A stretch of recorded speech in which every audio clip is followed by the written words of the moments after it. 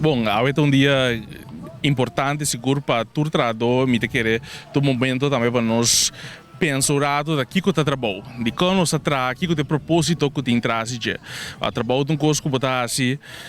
mais que 8 horas por dia, obviamente, botar em cada tempo de dia, botar em cada esforço e botar parte de algo mais grande. Isso é que é importante para nós que da corda continuamente que o trabalho não está somente para mim só mas permite parte de uma totalidade mais grande. Então com um grupo nós também está trabalhando e um propósito junto para nós lograr algo. Isso é o qual está esse trabalho bonito e me que é importante, tá? Porque da corda continuamente que tem razão de como nós atrás e para nós queda também sempre consciente de nos meus esforços que nós estamos hincando também dentro do trabalho.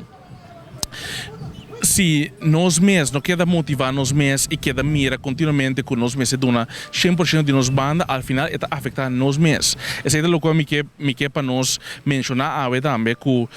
é importante para botar duro, não para dar um trabalho ou pessoa que está dando o trabalho que está pagado no fim de ano. É pago é importante, pero botar assim é para você mesmo, botar assim é para a satisfação que você ganha, que você está trabalhando parte de algo mais grande, botar logrando uma meta e botar assim é seguro para ganhar o tempo de dia, pero botar mira também é fruta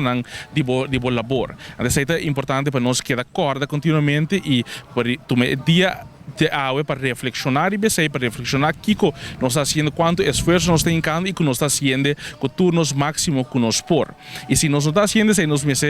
refletir e também tomar o momento é para pensar que está o qual que nós mestre porta nós de um trabalho que nota é trabalho para nós é ofta algo temporário que nós não está contente ofta algo que nós me faz algo na dia permita que se você toma assim tanto tempo durante o dia para trazer algo vamos assim e vamos assim com paixão e vamos estar contente sim. Então me papiando de portar dia, 2 dias para estar tendo que não está contente naturalmente nós estudamos e nós temos um momento de frustração também no trabalho, mas é normal. Pero al final do dia vamos estar contente e